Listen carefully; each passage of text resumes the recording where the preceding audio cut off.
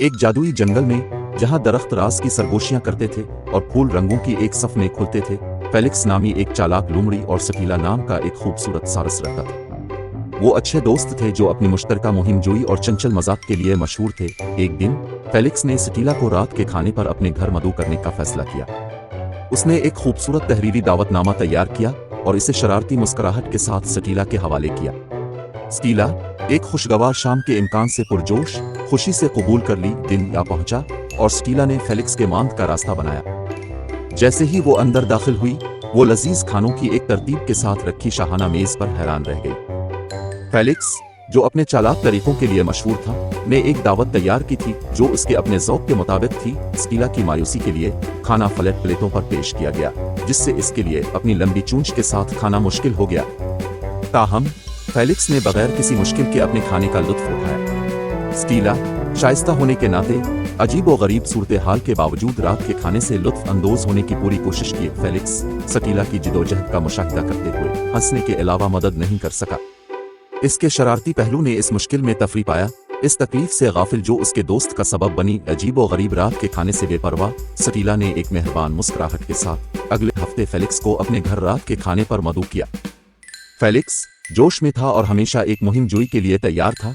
उसने अपनी आंखों में चमक के साथ दावत को कबूल किया। रात के खाने का दिन आ पहुंचा और फेलिक्स बेताबी से सकीला के घोंसले की तरफ जाने लगा। लंबे तंग शीशों के साथ एक खूबसूरत मेज ने इसका इस्तकबाल किया।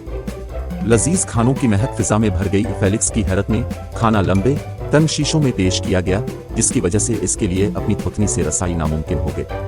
सकीला एक हल्की सी मुस्कुराहट के साथ अपने खाने का लुत्फ उठा रही थी, जबकि फेलिक्स जिदोजहद कर रहा था।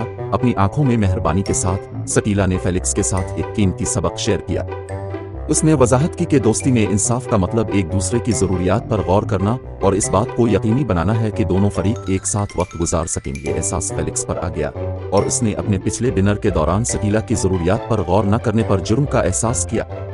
वो मजबूत और मुतवाजिन दोस्ती को बरकरार रखने में हमदर्दी और इंसाफ पसंदी की अहमियत को समझते थे। अपनी गलती का एहसास करते हुए फेलिक्स ने खुलूस दिल से सकीला से उनके पिछले डिनर के दौरान बेख्याली के लिए मुआफी मांगी।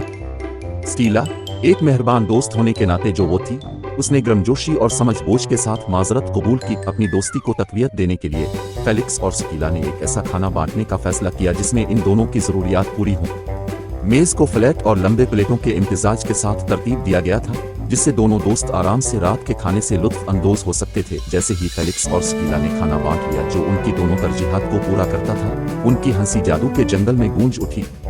उनके दरमियान रिश्ता और भी मजबूत हुआ, जो इंसाफ, हमदर्दी और इफ़हाम व तफहीम के सतूनों पर बना। फेलिक्स और सकीला की मजबूत दोस्ती की खबर पूरे जादू जंगल में फैल गई।